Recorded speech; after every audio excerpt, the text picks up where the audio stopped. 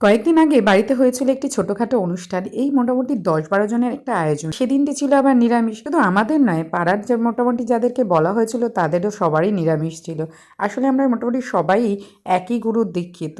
নিরামিষ যখন, সেখানে একটা পনিরের আইটেম তো ছিলই। সেদিনের আয়োজনে কর্তামশাই আবার একটু হেল্প করেছিল। তো দেখলাম সে আবার ২-৪টে পনির রেখে দিয়েছে। আমি জিজ্ঞেস করলাম, এই ২-৪টে পনির রেখে দিয়ে কি হবে? তো সে বলল, আরে তুমি তো টুকটাক এদিক ওদিক বানাও, তোমার রেসিপি করতে কাজে লেগে যাবে কোনো না কোনোভাবে। সে তো বুঝলাম, কিন্তু এই ৪-৫টা পনির দিয়ে বানাবো কি? আজ যখন বাজার থেকে ক্যাপসিকাম এলো তখনই ভাবলাম তাহলে আজকে এই পনিরগুলো দিয়ে বিকেলে কিছু স্ন্যাক্স বানানো যাবে। যদিও পনির আমার একদমই পছন্দের তালিকায় শেষের দিকে, সমস্ত উপকরণগুলোকে এক জায়গায় করে নিয়ে যখনই সেটি বানাতে যাব তখন ছেলের আবদার, মা রেস্টুরেন্টে যেরকম কাঠির মধ্যে করে ওইভাবেই বানাও। কোনো রকমের একটা কাঠি জোগাড় কত করে নিয়ে তারপর সেটা বানিয়েছিলাম। খেতে এত অসাধারণ হয়েছিল পনির টিক্কা। আমি অপছন্দের তালিকায় ছিল পনির, সেটাকেও অনেক আগে এগিয়ে নিয়ে আসলো।